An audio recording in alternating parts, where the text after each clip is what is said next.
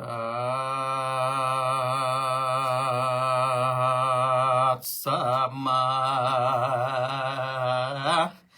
สัตว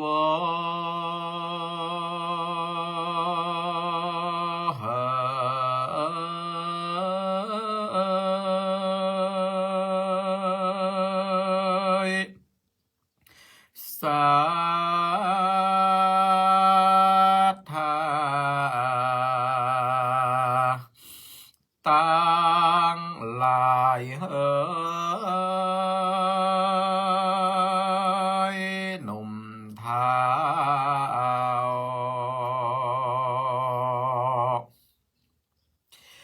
กามาเนนังตาโยฟังธรรมฟังแล้วจงได้จ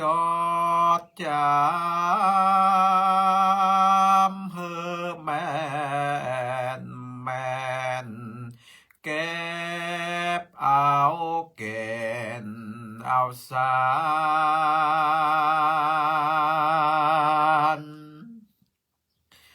อย่าเมื่อดังเนตานกบตัวเท้านั่งอยู่เฝ้าก้าวดอกบัวบานเฮิงเมินนานเป็นขวบก็บ่ได้พบจวบไก่สอนโซใสผามอดเม่นเพิงอ่านเต็ดโยลำไม้เติงไก่ตา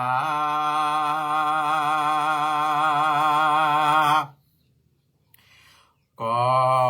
ปากันมาสอดล้อนเอายอดบัวไข่โอป่าไม้ดังนี้แล้วก็มาได้หนุ่มเทานอยิงใจ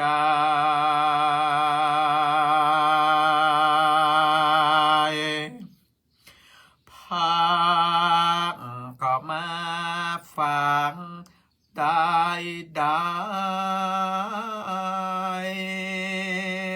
พ้องก็บอกก้าวถึงไปบ่ติดโตยสายสืบสนบ่ได้สืบคนเอาเก่นเอาสามก็มาเหมือนดังเนตา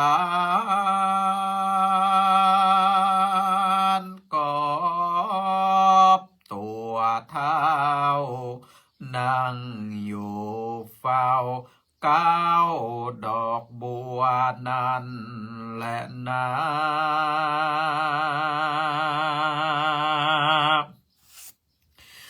ตานตั้งหลายโจคนจงเมตใจหลิงโลในธรรมฟังแล้วจงได้จำไว้มันเอาไว้ประดับในตนจากเป็ดแม่ งมองขอละอันพาเสดอันจักได้เกิดโศกสามภาการก็ว่าโศกนายสงสารโลกลาโศกนายเมืองคนโศกนายเมืองบนเลจันฟ้าและโศกนายเวียงแก้วยอดมา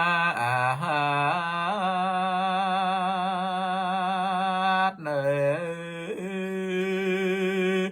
ราปา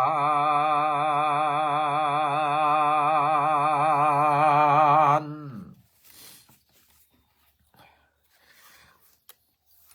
นะโมตัสสะภะคะวะโตอะระหะโตสัมมาสัมพุทธัสสะ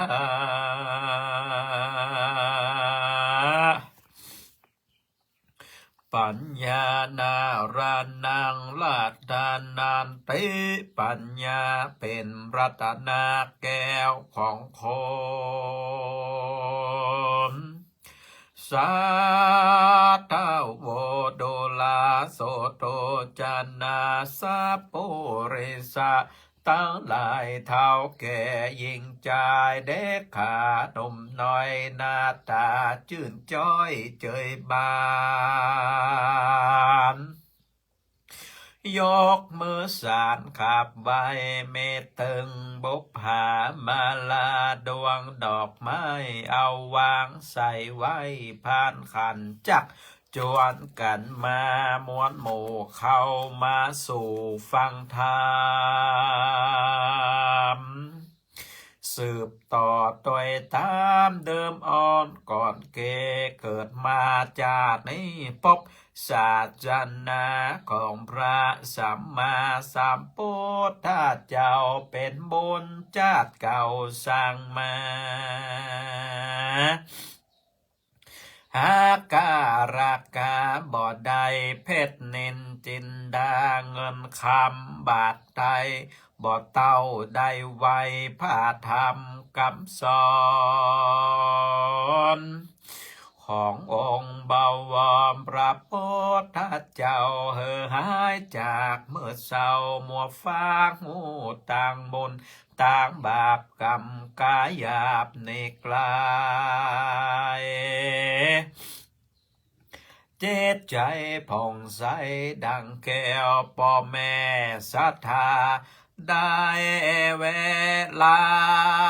แล้วตั้งใจแน่แนวรับฟังธรรมเทศนา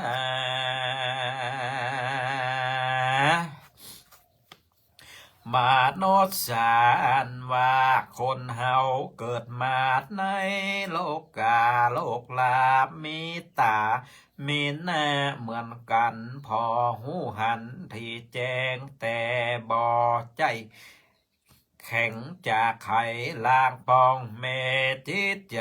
มืดบอดบ่หูตอดสินตาลภาวนาบ่หูวัดว่าไว้สาฟังเทศบ่หูแจ้งเจตนรกสวรรค์เลยบ่หูหันบุญบาปกรรมวิบากตัวมาเจ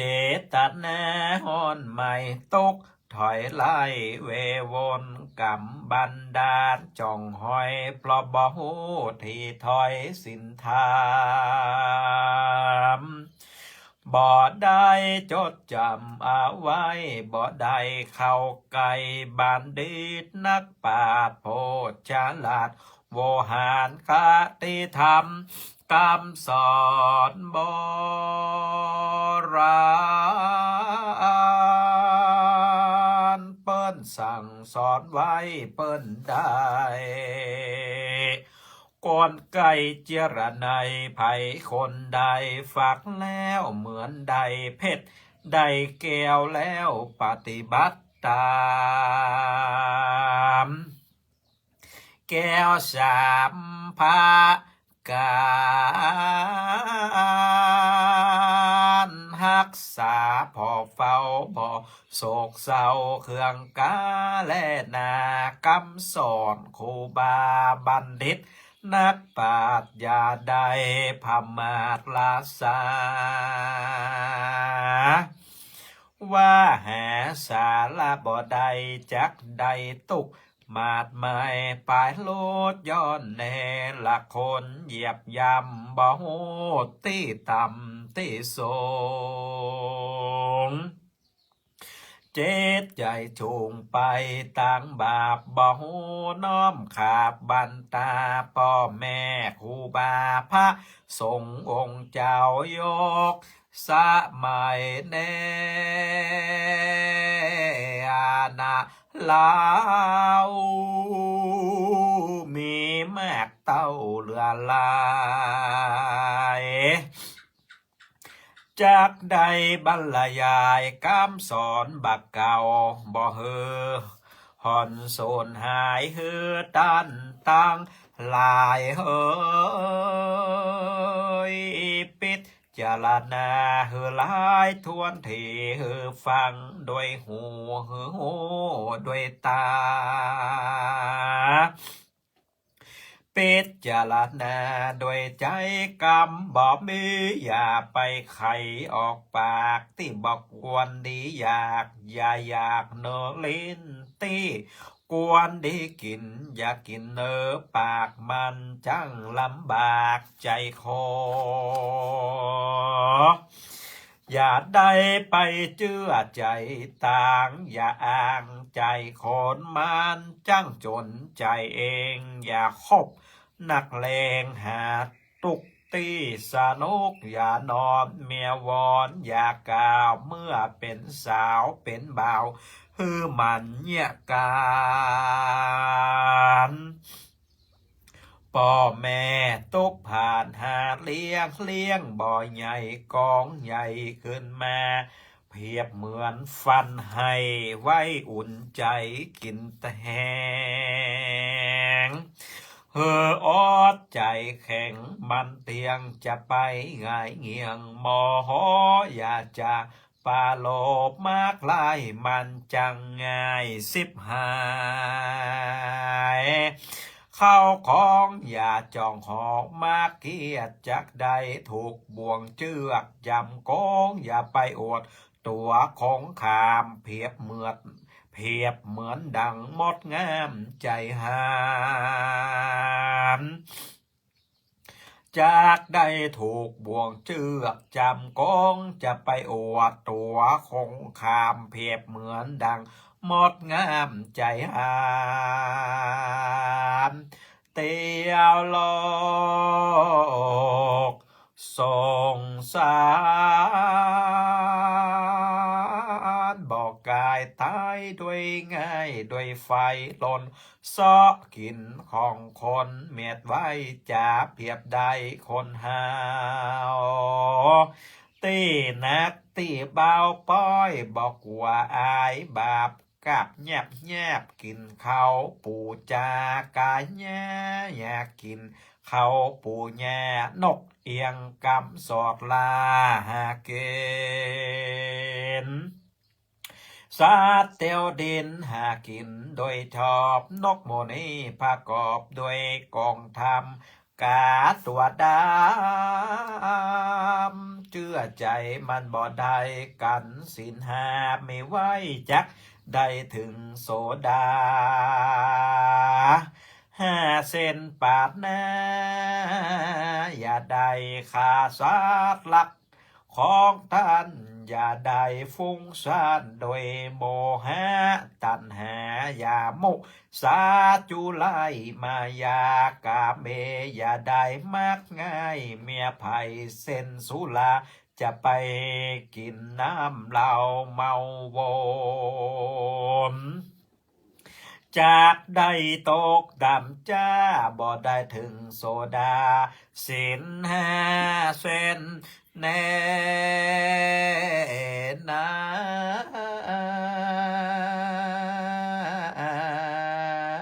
เฮือได้ปฏิบัติตามฟอกกายฟอกจิตใจของตัวอย่าไปมัวกาดต่างบาปเพื่อมันปฏิบัติธรรมเพื่อมีความอดทนขันติกระทำไปทุกเมื่อเฮมีใจอย่างเชื่อต่างบนมันบ่หายโซนปางเปล่าตามบุญบาปชาติเก่าของตัวปามาก้อยเบี่ยงหาตัวเล็กตัวหน่อยเหมือนน้ำย้อยไหลหลังใจกากันเฮาหาหมอมัดตวงไว้ก็จักได้น้ำไว้ใจกินไปโลมบาปและบนเหมือนกันและเจ้าเฮอมันส่งเขาจังหันถวายตามภิกขุเนนลูกศิษย์เทนพระพุทธเจ้าบทนั้นเล่าจักปกห่มเงาเฮาและนาเหมือนเงาห่มชัดและจ้องคนใดมักแต่งยองอย่าใดอวยคัวกันแต่งตัวฮือมันตับไว้จักได้นุ่งไปเมินการว่าใครมีเงินฮือมันเนี่ยส่วนให้แน่กว้างกว้างอยากขี้ข้างนอนลับฝันและแน่ได้อดการอดงานและได้เก็บเข้าของเงินทำอย่าจิบาจิแหงได้หิหอมเข้าของไว้จักได้เป็นเศรษฐีการว่ากินแกงฮักต้องเป็นตีเป็นน้องแปลงใจหาการว่าโดดานมันปฏิบัติภาวนาเฮาตันตั้งหลายได้ตั้งใจกำฟังโบราณอาจารย์ที่เปิ้นสอนไว้จักบ่ได้ทุกแง่แต่ดิเลไปและภาวนาตาน้อยจะไปอายตาหลายจะไปกว่าตุกกว่าแยกจักใดโศกเมื่อไปโลนศรัทธาพ่อแม่เท่าแก่อาเด็กขาหนุ่มหน่อยฟังแล้วจงปิดจารณา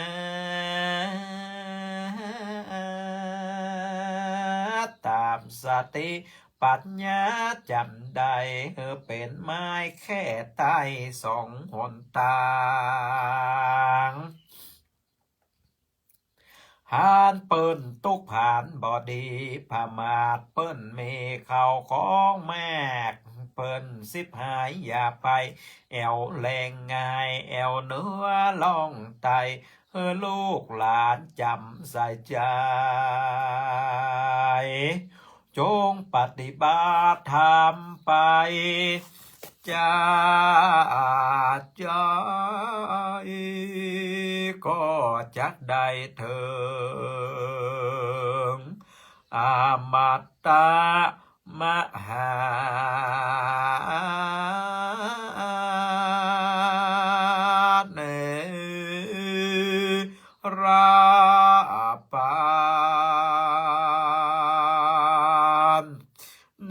ทิตังขียาสังวัน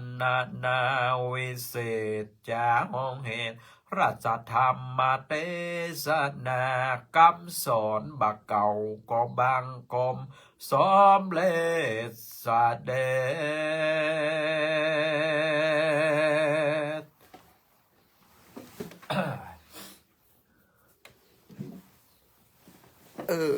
ศรัทธาญาติโยมนะ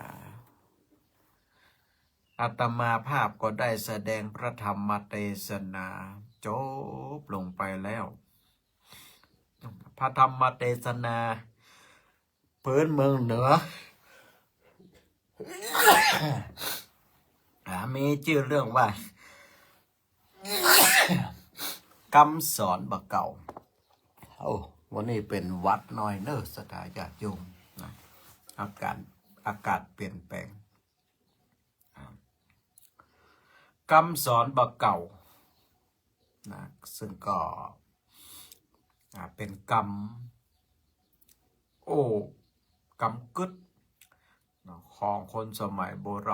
าณครูบาอาจารย์นักปราชญ์ปราชญ์บัณฑิตทั้งหลายเปิ่นได้แต่งแต้มเอาไว้เพื่อที่จะให้หมู่เฮาท่านทั้งหลายได้สดับรับฟังนำไปพินิจพิจารณาแล้วก็นำไปสอนจิตใจของตัวเฮา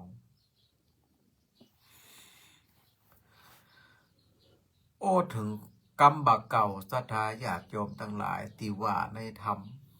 ก็มีนักที่เปิ่นสอนเอาไว้ถ้าสอนเจ้าบ้านเจ้าจองเนาะเปิ่นก็บอกเอาไว้ในธรรมว่ามันทำมาหากินอย่าได้ขี้เกียจขี้ข้านเมื่อได้ปัจจัยเงินคำมาแล้วก็เก็บหอมรอมริบแบ่งสรรปันส่วนอันนี้เอาไว้ใจดูแลครอบครัวอันนี้เอาไว้ทำบุญทำทานแบ่งเป็นอย่างศรัทธาญาติโยมเปิ่นก็ได้สอนหมู่เฮาทั้งหลายเอาไว้เพื่อที่จะเตือนสติหมู่เฮาทั้งหลายเพราะว่าการใช้ชีวิตในปัจจุบันนี้ขับเคลื่อนด้วยเศรษฐกิจง่ายๆก็คือว่าขับเคลื่อนด้วยเงินทองทั้งนั้นนะอย่างเฮาจะไปเยี่ยงใหม่เนี่ยเฮาก็จะต้องขึ้นรถไปก็จะต้องเสี่ยงก่ารถเปิดอย่างมันบัดใจว่าขึ้นรถไปบ่ได้ทุกอย่างขับเคลื่อนด้วยเศรษฐกิจทุกอย่างขับเคลื่อนด้วยเงินแม้กระทั่งการทำบุญทุกวันนี้ศรัทธาญาติโยมงานขาวดำก็ดีงานบุญก็ดีไปวัดไปวาที่หั่นที่นี่ก็ดีก็ต้องเสียสละปัจจัยก็คือสตางค์เงินเนี่ยเข้าร่วมทำบุญแล้วก็เงินเนี่ยศรัทธาญาติโยมก็จะแปลสภาพไปเป็นค่าใช้จ่ายต่างๆในการจัดงานไปแปลงวิหารไปแปลงศาลาไปแปลงอันนั้นอันนี้สปะสเปไปหมดทุกสิ่งทุกอย่างสำเร็จด้วยปัจจัยเงินทองของศรัทธาญาติโยมแต่เพียงว่าเฮาท่านทั้งหลายจะบริจาคนักจะบริจาคน้อยอันนั้นก็ขึ้นอยู่กับจิตเจตนาของศรัทธาญาติโยมซึ่งในทางหลักพระพุทธศาสนาแล้วก็เปิ่นบ่ได้บังคับศรัทธาญาติโยมในการร่วมทำบุญเปิ่นถือเอาเจตนาเป็นสิ่งที่สำคัญที่สุดศรัทธาญาติโยมมีสตังค์นักแต่ว่าเจตนาบ่ดีบุญก็บ่สำเร็จผลมีสตังค์น้อยแต่ว่ามีเจตนาที่ดีที่บริสุทธิ์ที่สะอาดบุญก็สำเร็จผลได้เพราะฉะนั้นทุกสิ่งทุกอย่าง สำเร็จด้วยใจของเฮาตีเป็นบุญแต่ก่อนตีว่าใจของเฮาจะเป็นบุญได้นั้นเฮาจะต้องมีการฝึกใจของเฮาเฮียก่อนสถาญาติโยมนะคนเฒ่าบางผู้บางตันเนี่ยนะว่าเข้าวัดเข้าว่าฟังน้ำฟังธรรมบ่ทำบุญทำทานนี่หรอกนะแล้วก็อ้างว่าโอ้ทุกสิ่งทุกอย่างในโลกเนี่ยสำเร็จด้วยใจเอโลเนี่ยใจเนี่ยมันอยู่ที่ใจเฮานะเอโลแม่นมันอยู่ที่ใจของอีพ่ออีแม่แต่ว่าใจของอีพ่ออีแม่นั้นได้ขจัดคัดเกลากิเลสนะคือออกไปหนักน้อยขนาดไหนนะทุกคนมีใจมีดวงจิตเหมือนกันหมดทุกคนศรัทธาญาติโยมแต่เมื่อเกิดมาแล้วในชีวิตนี้อายุ60 ปี70 ปี80 ปีแล้วนะได้กำจัดกิเลสตั้งใจออกไปด้วยทานศีลภาวนานักน้อยขนาดไหนนะจะไปเอาคำว่ามันอยู่ติดใจมาเป็นข้ออ้างในการที่จะสร้างบุญสร้างกุศลนะใจนี่สำคัญศรัทธาญาติโยมใจดีคือพระพุทธใจบริสุทธิ์คือพระธรรมใจงามคือพระสงฆ์มโนบุพังเข้ามาธรรมามโนเศรษฐามโนมยามนสาเจปทุเถวะภาสติวากรติวาพระพุทธเจ้าเปิดในตรัสเอาไว้แล้วศรัทธาญาติโยมทั้งหลายใจเป็นใหญ่เป็นประธานทุกสิ่งทุกอย่างในโลกนี้สำเร็จด้วยใจนะแต่ว่ากว่าติดใจของเขาจะสำเร็จได้เขาก็จะต้องฝึกใจของเขาให้มันดีก่อนนะวิธีการฝึกใจให้มันดีก็คือว่าฮือตานรักษาศีลเจริญเมตตาภาวนาศรัทธาญาติโยมหลักการง่ายๆ3 ข้อเนี่ยนะนำไปประพฤติปฏิบัติใจนะสอนจิตสอนใจของเขาทุกเมื่อเชื่อวันตื่นเจ้าขึ้นมาก็ภาวนา5 นาที10 นาทีคือใจมันบริสุทธิ์วันนี้ทั้งวันก็รักษาศีล5ให้มันกุมให้มันพดอย่าติดในธรรมว่าตะกี้นะเฮอมีศีล5ไว้กับตัว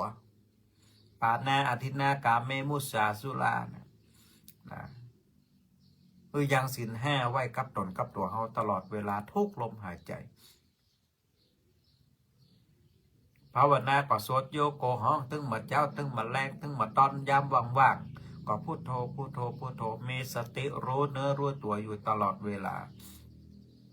สิ่งต่างๆเหล่านี้เป็นธรรมะที่มันเกิดขึ้นในวิถีชีวิตประจำวันของเฮาศรัทธาญาติโยมมันเป็นธรรมชาติที่มันเกิดขึ้น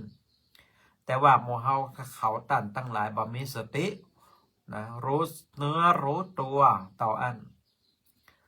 นะบางผู้บางตันก็สนใจแต่ทำมาหากินอย่างเดียวนะสุดท้ายก็เพิ่นไปวัดก็ไปวัดเถอะเพิ่นไปทำบุญจวนไปทำบุญตีหันตีนี่ก็ไปทำบุญเถอะแต่หารู้ไหมว่าบุญนะมันอยู่ใกล้ตัวเฮานะศรัทธาญาติโยมบุญมันอยู่ติดลมหายใจของเฮาหายใจเข้าก็ฮู้ว่าบุญหายใจออกก็ฮู้ว่าบุญหายใจออกก็พุทโธหายใจเข้าก็พุทโธพุทโธพุทโธพุทโธนะพุทโธนี่มันต้องดีขนาดศรัทธาญาติโยมนะมันเป็นธรรมะที่เป็นธรรมชาติแบบอัตโนมัติถ้าเฮาจำให้มันติดจิตติดใจของเฮาอีนะศรัทธาญาติโยมนะมันจะเป็นเชื้อเพลิงอย่างดีศรัทธาญาติโยมปาฮือเฮานั้นข้ามภพข้ามชาติได้รวดเร็วเหมือนกับเฮานะขึ้นเครื่องบินเนี่ยก็ศรัทธาญาติโยมมันก็จะรวดเร็วอย่างนั้นนะแต่ถ้ากันว่าถ้าหมู่เฮาตั้งทั้งหลายบ่เตรียมเชื้อเพลิงบ่เตรียมซื้อตั๋วเครื่องบินเอาไว้นะหนวดใช้ชีวิตโดยความประมาทนะสุดท้ายนะก่อนเสี่ยงใจขึ้นมาก่อนตายขึ้นมา ก็บ่สามารถที่จะเปิ่งปลาไผได้สักคนศรัทธาญาติโยมนอกจากลมหายใจของตัวเฮาลมหายใจของเฮาเท่านั้นศรัทธาญาติโยมที่จะปาให้ตัวเฮานั้นไปสู่สุคติภูมิสุคติภูมิของเมภูมิของมนุษย์ภูมิของสวรรค์ภูมิของพรหมเนี่ยก็คือไปตังบนว่าเนาะแต่ทุกขติภูมิก็คือไปนรกเปรตอสุรกายสัตตะเดรัจฉานเนี่ยทุกสิ่งทุกอย่างที่เกิดขึ้นในโลกนี้ศรัทธาญาติโยมล้วนมีเหตุมีปัจจัยมีเหตุผลของมันตามธรรมชาติทุกชาติทุกศาสนาศรัทธาญาติโยมเหมือนกันหมดภัยบ่สามารถหนีจากกรรมเวรของตัวเก่าที่ได้ทำไว้ได้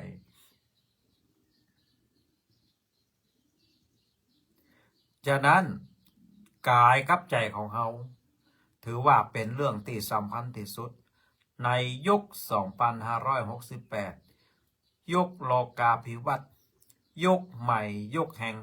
เทคโนโลยีอย่างต่างๆที่มันเกิดขึ้นในวิถีชีวิตประจำวันของเราจะต้องใช้เทคโนโลยีอย่างต่างๆที่มันเกิดขึ้นในวิถีชีวิตประจำวันของเรานั้นนำมาขับเคลื่อนนำมาใจให้มันเป็นประโยชน์ศรัทธาญาติโยมนำมาเติมจิตเติมใจของเรานำมาศึกษาเรียนรู้เพื่อที่จะได้เกิดปัญญาสมัยตะกอนเนี่ยโอ้ศรัทธาญาติโยมอยากจะโหธรรมะธรรมโออยากจะศึกษาธรรมะอย่างต่างๆเนาะก็ต้องไปค้นคว้าเปิดอ่านตำรับตำราหนังสือหนังหาอย่างต่างๆเยอะแยะมากมายอยากรู้เรื่องธรรมะของพระพุทธเจ้าก็ไปเปิดในพระไตรปิฎกโอ้พุทโธธัมโมสังโฆเล่มหนึ่งนี่หนาเป็น2-3 นิ้วศรัทธาญาติโยมเจ้าโลอาหารหนังสือนี่ก็ใจอ่อนไปเกิงละศรัทธาญาติโยมก็จะเอาเวลาที่ไหนมาอ่านปล่ำปลวนนี่เจ้าโลอ่านหนังสือธรรมะเล่มปึ๊กหนึ่งก็บ่มีใจใครอ่านละนะก็เลยทำให้คนก็บ่อยากจะศึกษาธรรมะของพระพุทธเจ้าแล้วก็เกิดว่าธรรมะของพระพุทธเจ้านั้นเป็นเรื่องยากต้องศึกษาต้องปฏิบัติต้องอดทนต้องมีความเพียรพยายามสูงถึงจะสามารถที่จะคัดเกลากิเลสและศึกษาเรียนรู้ธรรมะของพระพุทธเจ้าได้แต่ว่าสมัยยุคปัจจุบันนี้โอ้ศรัทธาญาติโยม Facebook YouTube ไลน์อย่างต่างๆมีธรรมะที่จะให้โมเฮาตันตั้งหลายได้ศึกษาเยอะแยะมากมายมหาศาลไร้ขีดจำกัดเปิดฟังครูบาอาจารย์ที่เปิ่นเตศเก่งๆที่เปิ่นศึกษาเรียนรู้ธรรมะดีๆเปิดฟังสักเล็กสักน้อยอย่างน้อย1 วันศรัทธาญาติโยมเนาะเฮาฟังธรรมะให้สัก15 นาทีมันก็เป็นบุญของใจเฮาละศรัทธาญาติโยมบุญก็เกิดขึ้นกับใจเฮาละสติปัญญาของเฮาก็จะเพิ่มพูนขึ้นละเฮาต้องใช้เทคโนโลยีอย่างต่างๆที่มันมีในยุคปัจจุบันเนี่ยต่อเติมบุญให้กับใจของเฮาต่อเติมสติปัญญาของเฮาให้มันเกิดขึ้นและเฮาก็จะต้องออกไปศึกษาเรียนรู้ธรรมชาติดินน้ำลมไฟเหตุการณ์บ้านเมืองสภาพบ้านเมืองอย่างต่างๆเพื่อที่จะได้เป็นประสบการณ์ได้เป็นสิ่งที่เฮาเรียนรู้กับต่างโลกโดยเพราะว่าต่างโลกกับต่างทัพนี่จะแยกกันบ่ได้ศรัทธาญาติโยมต่างโลกก็ต้องกำจูต่างธรรมต่างธรรมก็กำจูคือกับต่างโลกด้วยธรรมะของพระพุทธเจ้าจะขาดทางใดทางหนึ่งเป็นไปไม่ได้ พระสงฆ์องค์สามเณรในยุคปัจจุบันก็เหมือนกันจะต้องศึกษาทั้งคดีโลกศึกษาทั้งคดีธรรมนะเพื่อที่จะให้เกิดความทันสมัยโหความเป็นไปของโลกและในขณะเดียวกันต้องศึกษาธรรมะเพื่อจะเอาธรรมะเนี่ยไปปกป้องคุ้มครองโลกเหมือนกับวันที่22ที่ผ่านมานะศรัทธาญาติโยมวัดพระธรรมกายเปิ่นจัดงานคุ้มครองโลกเพื่อยังเพื่อสร้างความสามัคคีทำให้เกิดขึ้นในหมู่สงฆ์และอุบาสกอุบาสิกาภิกษุภิกษุณีทั้งหลายแล้วเอาธรรมคำสอนของพระพุทธเจ้านี้ไปประพฤติปฏิบัติเผยแผ่ธรรมะของพระพุทธเจ้าไปทั่วโลกอย่างนี้ศรัทธาญาติโยมโดยใช้เทคโนโลยีในการถ่ายทอดสดไปทางทีวีก็ดีทาง YouTube ก็ดีเนาะไปทั่วโลกศรัทธาญาติโยมเนี่ยเขาจะต้องเอาเทคโนโลยีตีดีๆเนี่ยเข้ามาเป็นสื่อในการที่จะส่งสารสิ่งตีดีๆออกไปในสังคมออกไปสู่โลกที่กว้างขวางโดยเทคโนโลยีนะอีพ่อไอแม่ก็เหมือนกันนะมีโทรศัพท์คนเครื่องเปิดพอ YouTube เปิดพอ Facebook ได้นะหันธรรมะตีดีๆบงเล็บนะธรรมะตีดีๆนะก็กดไลค์กดแชร์ต่อกันไปนะเมื่อกดแชร์ต่อกันไปคนอื่นก็จะได้หูจะได้หันจะได้ศึกษาธรรมะไปโดยก็เป็นการเผยแผ่พระพุทธศาสนาไปโดยแค่เอานิ้วกดแชร์ต่ออนัสธาญาติโยมนะจะไปฟังทางวิทยุบ่ได้นะฟังเสร็จเรียบร้อยถ้าเฮาเล่นโทรศัพท์บ่จ้างก็ให้ลูกหลานสอนให้ลูกหลานได้กดไลค์กดแชร์ตัว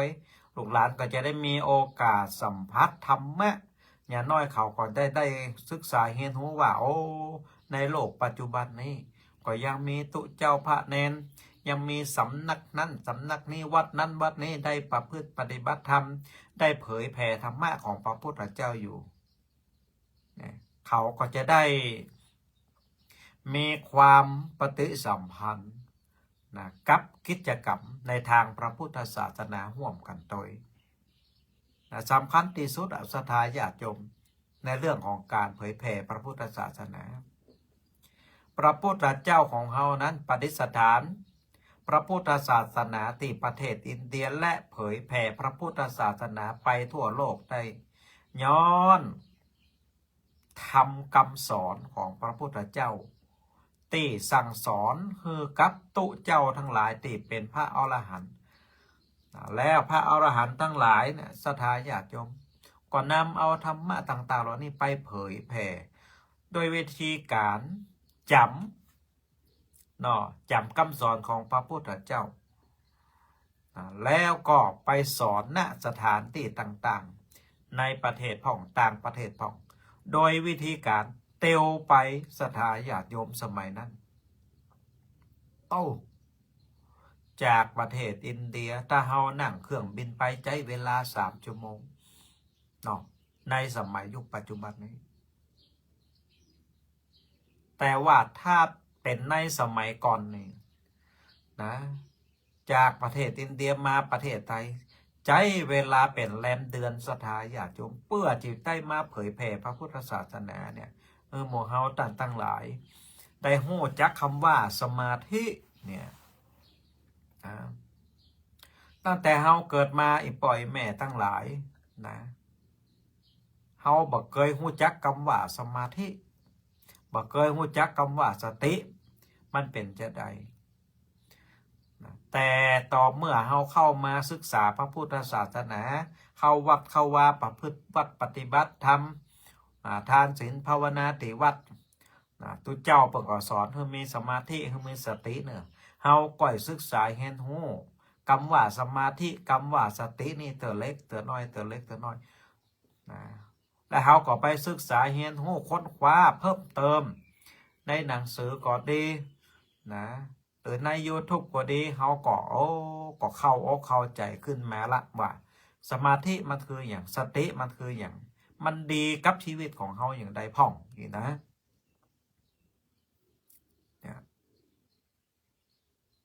ฉะนั้นศรัทธาญาติโยมพ่อแม่พี่น้องท่านผู้ฟังทั้งหลายที่ฟังอยู่ต่างบ้านต่างจองอย่าได้ละศีลละธรรมอย่าได้ละวัดวาอารามโดยเฉพาะวันนี้เป็นวันพระวันศีลวันธรรมเนอศรัทธาญาติโยมตุเจ้าพระเนนปุ่นอยู่ติวัดติวาปฏิบัติปัดปูนเจริญทานศีลภาวนานั่งเจริญสติกรรมฐานเข้าวัดเข้าวาไปประพฤติปฏิบัติธรรมเอาเข้าแห่ก้อนไปถวายเป็นตานไปฮับศีลห้ายังศีลห้าให้บริบูรณ์ไปภาวนาร่วมกันในอุโบสถในวิหารในศาลาทำบุญใส่บาตรทานศีลภาวนาไปเรื่อยๆสิ่งต่างๆเหล่านี้มันก็จะเป็นเหตุเป็นปัจจัยเกิดมาในภพใดชาติใดเราก็จะได้รับผลที่เกิดจากเหตุที่เราสร้างไว้ในชาตินี้เราปลูกส้มเราก็จะได้กินส้มเราปลูกมะนาวก็จะได้กินมะนาวเราตานมาแม่ปลากระป๋องเราก็จะได้กินมาแม่ปลากระป๋องนั่นแหละศรัทธาญาติโยมเราตานผลไม้หลากไม้เราก็จะได้กินผลไม้หลากไม้เราตานของข้าวของหวานเราก็จะได้กินของข้าวของหวานเราตานดอกไม้เครื่องของหอมเราก็จะได้ดอกไม้เครื่องของหอมเฮาตานอย่างใดมันก็จะได้อย่างอั้นศรัทธาญาติโยมอันนี้คือเหตุและผลนะพระพุทธเจ้าเปิ่นตัดเอาไว้แล้วอย่างถูกต้องและชัดเจนแล้วนะปลูกพืชเช่นใดก็ย่อมได้ผลเช่นนั้นปลูกมะนาวก็จะได้มะนาวนะเป็นไปได้ปลูกมะนาวได้ม่วงนอกจากเสียว่าจะมาตัดแต่งกิ่งตอนกิ่งเอานี่นะเป็นอย่างนี้ศรัทธาญาติโยมธรรมะของพระพุทธเจ้าถ้าเราเข้าใจกันง่ายๆนั่นก็คือความจริงที่มันเกิดขึ้นในวิถีชีวิตของเรานั่นนะศรัทธาญาติโยมเพราะว่าในวิถีชีวิตประจำวันของเรานั้นเราพบเจอกับสิ่งต่างๆทางด้านตาหูจมูกลิ้นกายใจสปะสเปดบนห้องว่าอินทรีย์ก็คือว่าอายตนะภายนอกเขาปะใส่สิ่งต่างๆเหล่านี้ในวิถีชีวิตประจำวันของเราตลอดเมื่อเรามีอายตนะไปปะไปหันไปหู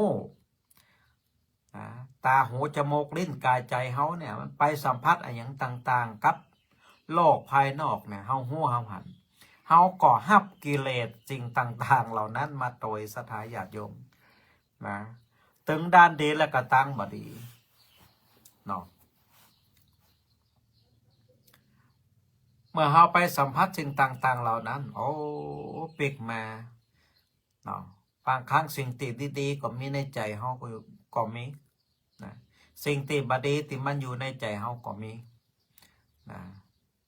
แต่ถ้ามีสิ่งที่บดีนักกว่าเนาะเราไปทั้งนอกทั้งปากเราได้เรียนรู้ชีวิตประสบการณ์อะไรอย่างต่างๆถ้าเกิดว่าสิ่งที่บดีมันอยู่ในใจของเรานักถ้ามันสะสมไปเลยศรัทธาญาติโยมมันก็จะกลายเป็นกิเลสก้อนโตเป็นสิ่งที่ สมมาเนอะกลายเป็นขยะเป็นสิ่งที่สกปรกอยู่ในจิตใจของเฮาแต่เฮาบากกับจัดมันออกไปบักคัดสีมันออกไปบ่สวยมันออกไปศรัทธาญาติโยมมันก็จะอยู่ในจิตในใจเป็นที่ใครป้อจิตป้อใจของเฮาไปตลอดกลายเป็นตัวมะเร็งเชื้อโรคร้ายติดใจของเฮาไ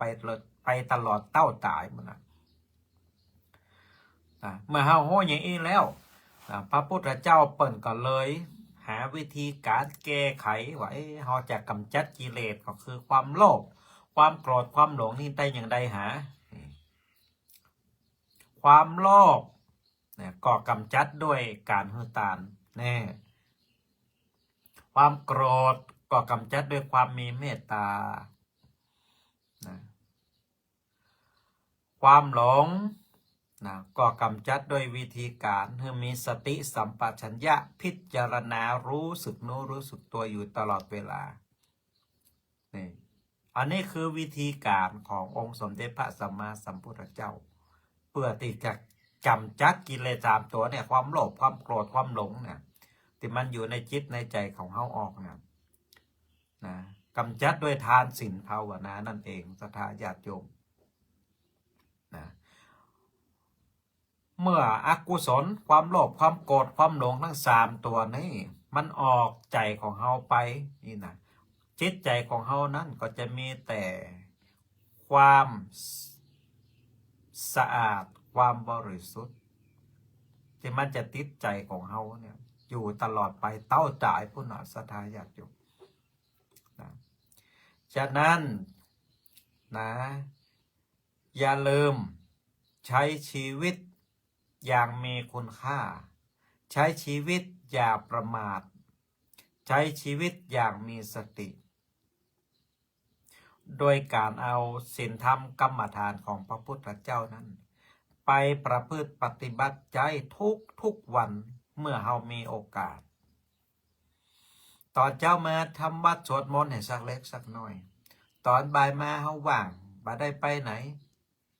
เขาก็นั่งภาวนาพุทโธพุทโธพุทโธ5 นาที10 นาที20 นาที30 นาทีตามกำลังของเขามาแรงมาศรัทธาญาติโยมสวดโยโกห้องนั่งเจริญสมาธิภาวนาเอาบุญเป็นที่ตั้งของใจของเฮาเพื่อให้ใจของเฮานั้นกำจัดความโลภความโกรธความหลงเพื่อให้ใจของเฮานั้นมีติจังติเปิ่งเพื่อสร้างเสบียงบุญเพื่อกับจิตกับใจของเฮานะทำบุญทำทานเตหันเตนี่เมื่อมีโอกาสเมื่อเฮาไปเหนือตกออกใต้เฮามีโอกาสเฮาก็สร้างทานบารมีเพราะว่าการสร้างทานบารมีเนี่ยเป็นการสร้างที่ง่ายที่สุดศรัทธาญาติโยมเพียงแต่เฮามีสตังค์แล้วก็เฮาก็ไปซื้อข้าวของอะไรอย่างต่างๆแล้วก็นำไปบริจาคแล้วก็นำไปทำบุญตักบาตรแล้วก็นำไปมอบให้องค์กรหน่วยงานอันนั้นอันนี้ก็ขึ้นชื่อว่าเป็นการให้ทานแต่ว่าเป็นการให้ทานที่ยังหยาบศรัทธาญาติโยมยังบ่ละเอียดเตือนการให้ทานที่ละเอียดที่สุดประณีตที่สุดก็คือการที่เอาตัวของเฮาเนี่ยศรัทธาญาติโยมเนาะไปประพฤติปฏิบัติธรรมกรรมฐานเอากายกับใจของเฮานั้นไปประพฤติปฏิบัติธรรมถวายเป็นพุทธบูชาแด่องค์สมเด็จพระสัมมาสัมพุทธเจ้านี่อันนี้เป็นห้องว่าการให้ทานที่ละเอียดโดยติดมาต้องเสี่ยงตังสักบาทแต่ว่าเอาร่างกายและจิตใจของเฮานั้นประพฤติปฏิบัติธรรมถวายเป็นทานบูชาธรรมขององค์สมเด็จพระสัมมาสัมพุทธเจ้านั่นเองนะก็เลยขึ้นชื่อว่าเป็นการให้ทานที่ละเอียดแต่ว่าถ้าเฮาทานกับข้าวกับปลาอาหารข้าวดอกไม้ลำเตียนทั่วไปน้ำดื่มโภชนาอาหารอะไรอย่างต่างๆเหล่านี้ก็เป็นการให้ทานแบบพื้นเป็นการให้ทานแบบธรรมดาเป็นการให้ทานแบบจังหยาบแต่ก็สามารถที่จะกำจัดกิเลสให้ออกจิตออกใจของเฮาไปได้แต่ว่าบัดนักเต่าการปฏิบัติบูชาศรัทธาญาติโยมถ้าเฮาอยากจะกำจัด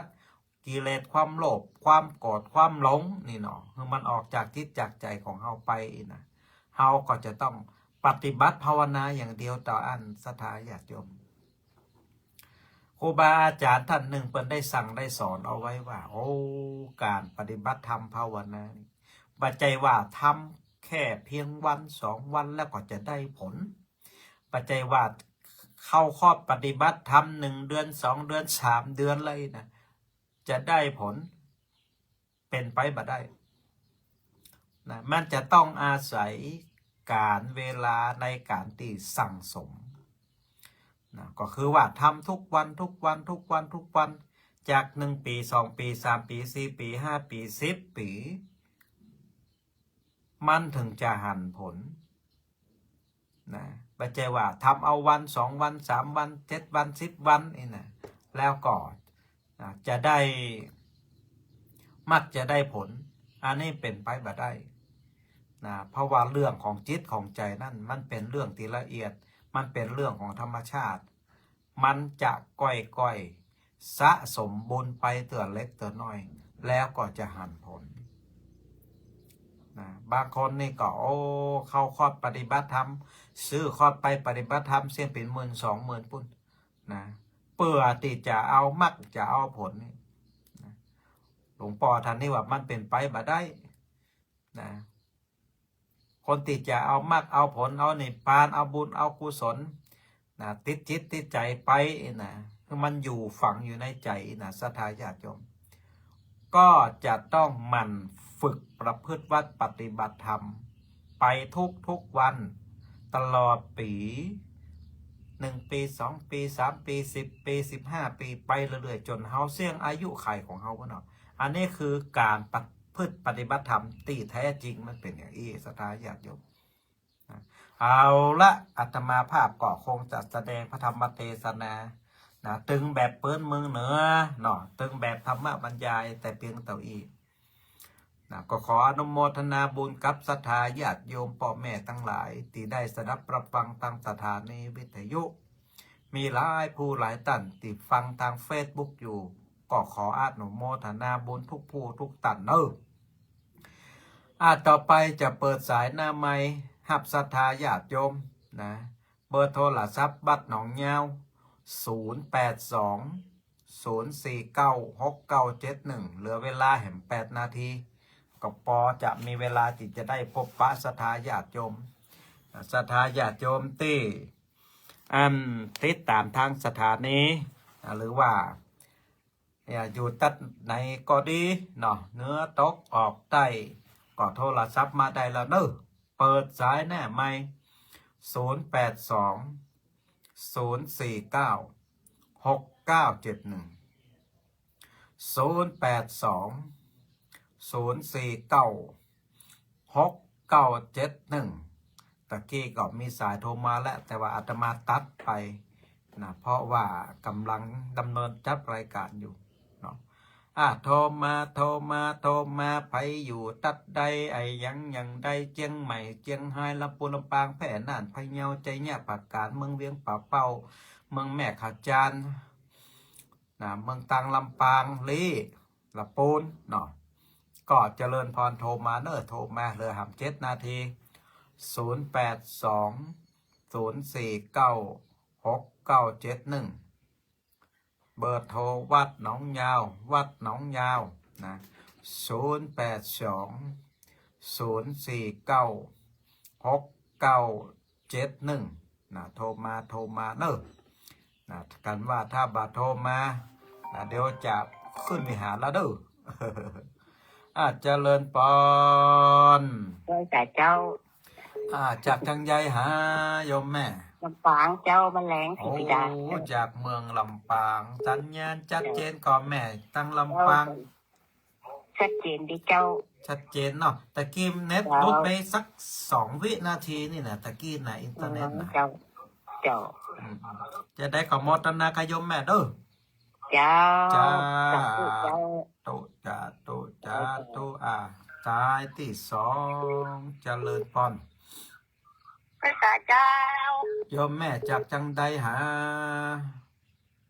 แม่น้อยตาโทกเจ้าแม่อุ้ยน้อยตาโทกสัญญาณชัดเจนก็หาตั้งตาโทกปุ้น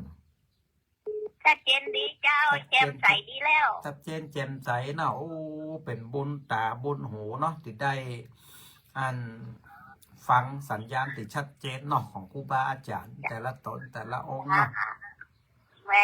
ม่ฟังกูต้นกูองค์ จะได้ก็รักษาสุขภาพร่างกายตัวเนอะ เจ้า จ้า แม่เป็นกำลังใจนะ เหมือนกันส่งใจให้กันเนาะจ้า วันนี้เป็นวัดแม่ วันนี้เป็นวัดก้าโต้ แม่ว่าอย่างเสียงประแจมใจวันนี้เนาะ แม่นแล้วนี่เป็นวัด เฮาในกับวัดนี่มันเป็นเปื้อนกันไปแฮะไอ้แม่ แม่นมันไกลด้อยหรอ มันไกลด้อยเนาะจ้าโตเนอะจ้าโต เจ้าแม่ขอบอกให้สบายเราแม่เป็นเจ็บแฮว เป็นอย่างเดี๋ยวก็หายเนาะ เจ้า อยู่ครับ อันความเจ็บปวดอย่างมีสติเนาะแหมหนึ่งสายเจริญปอน กับภาษาท่านพระมหาเจ้า จ้าตุจากทางใดหา แม่ชีกุลกันทุลาบ้านหนองลำลำปางเจ้า ลำปางวันนี้ลำปางมากันนักกันหลายลูก เจ้า โมทนาบุญนโยมแม่เนอะ ฟังชัดเจนดีเจ้า ชัดเจนนี่เนาะอยู่ดีมีสุขเนาะ เจ้า จ้าตุ ก็คือท่านพระมหาเจ้าให้อยู่ดีมีสุขสุขภาพแข็งแรง เหมือ แข็ น งแรง กัน แน่ เหมือน แน่ กันเนอะเจริญปอนต่อไปแหมหนึ่งสายแฮมหนึ่งสายยังใดนี่เจริญป้อน ช่วยสาเจ้าท่านพระครูแม่บัวลอยบ้านชุบก็ แม่บัวลอยโอ้เมืองแม่สวยนี่ลูกแต่เมืองแม่สวยฝนตกมันเนาะ เจ้า ใครจะมาฮ้อนก็ทางเมืองแม่ ใน ส วั วน ยนี่ ห้อนอยู่เจ้า แต่แม่เจ้ามาคืนก็เย็นอยู่เจ้า มาได้ก็อาหารฝนตกแต่แม่สวยฝนตกแต่แม่สวย วันนั้นพายุก็เข้าตีอันติดเขาล่องแพหันอย่า เจ้า บ่มเนี่ยโอ้ เจ้า เนาะ อ่า แม่สวนนี่ คื ฝ น น ก่อ ฟ้าน ฝนดี คืนก่อนนั้นตกบ้านแม่เขานี่นะ อืม สัก7 โมงเนี่ยตกดีๆงามๆอ่ะแล้ว บ แต่ อก ไปตั้งหลายล้าวผู้นี่ บาง มีลม ฟ้า อยู่ ฝนนะ อะ ข้ามดอยมาพร้อมกันเด้อ เจ้า ตกกะติเมืองแม่สวยอย่างเดียวนี่ เจ้า มาตั้งเวียง เชียงใหม่ เป่าๆผ ก็ ม ตกอยู่รู้ อืมเอาล่ะจ้า ฟังตลอดเด้อเจ้าสาธุ จ้าตูต่อไปแหมหนึ่งสายเจริญป้อน เจ้ามาราชการเจ้าพระอาจารย์เจ้า โยมแม่จากทางใด ให้บัวลำปางเจ้า โอ้ ลำปางเจ้า สัญญาณชัดเจนก็แม่ ให้บวชเจ้าชัดเจนดีเจ้า ชัดเจนชัดแจ๋วเนาะอากาศเป็นได้ของเมืองลำปาง ช่วงนี้ ฮ้อนเจ้า อา ฮ้อก าน ศ แต่ ร้อน แต่ เนาะ เจ้า โอ้ เจ้า ถึงเมืองลำปางเนี่ยมันต้องว่ามันเนาะต่อก็ต้องส่งกำลังใจให้ครับพ่อแม่พี่น้องเจ้าลำปางตัวอดทนต่อสภาพอากาศเนาะแม่เนาะที่ว่ามันอากาศมันร้อน จากปกติที่อื่นนี่เปิ่นร้อนสัก10อีเนาะทางลำปางนี่ก็อาจจะร้อนสัก15อย่าเนาะจะหนักกว่าเปิ่นน้ ให้ อ จะเป็น ย 40พุ่นอ่ะฮ้อนถึงวัน แม่นละเอาละจาตุโมทนาบุญเนาะตาม เจ้า ธรรมชาติ สาธุเจ้า ตุต่อไปแหมหนึ่งสายเจริญปอน เจ้าอาจารย์ฟังทั้งพระเจ้าเลยเด้อ แม่ฟังจากทางใดหา ฟังจากทางใดหา ใช่ปะอันนี้แม่หม้อบ้านนาแก่เจ้าแม่บุญรักพุทธิเดชเจ้า จังหวัดหยัง อันลำปางเจ้า เมืองลำปางเนาะโมทนาวันนี้พ่อแม่พี่น้องดังลำปางโทรมานักฟังกันนัก ทั้งผู้กันกับเจ้าวัน ดี นั้นจะ ละ ตื่น ดี กับฟั ละ ง ได้ฟังตึงทำเมืองได้ฟังตึงธรรมะบรรยายเนาะ เจ้าฟังตึงวันนะ ศึก เจ้า ษาเฮียนหูไปบัดเดี๋ยวนี้สบายตุเจ้าเปิดมาเตะถึงฟังก่อนได้ความหูละ เจ้าโอ้วันนี้ไปไหนบ่ได้ทั้งจินอันวิทยุนี่อันจะรอดนะเจ้าเป็นกระดูกทับเส้นเป็นกระดูกพุ้นเดินมาได้เจ้า เป็นกระดูกทับเส้นเป็นตีแอลเป็นตีแข้งขาเนาะ เจ้าเป็นแขน เรื่ ขา องของ เจ้าก ระดูกกระเดี่ยวเนี่ยตึ้งประจังว่าอย่างใดเนาะมันเป็นไปตามธรรมชาติมันเสื่อมนะแม่เนาะมันเสื่อมเอาละจาตุเนอะจาตุเอา ละโมตันนาเอาละอาตมาภาพขอตัวศรัทธาญาติโยมขึ้นวิหารกันเนอสถาปันท่าหั่นนะก็ขอพุทธานุภาพธรรมานุภาพสังฆานุภาพขององค์หลวงพ่อพระเจ้าแสนแซ่วัดหนองยาวที่นี่จงได้ปกปักรักษาศรัทธาญาติโยมเพื่อได้อยู่ดีมีสุขเหมือนกันกูคู่กูคนเนอเจริญพร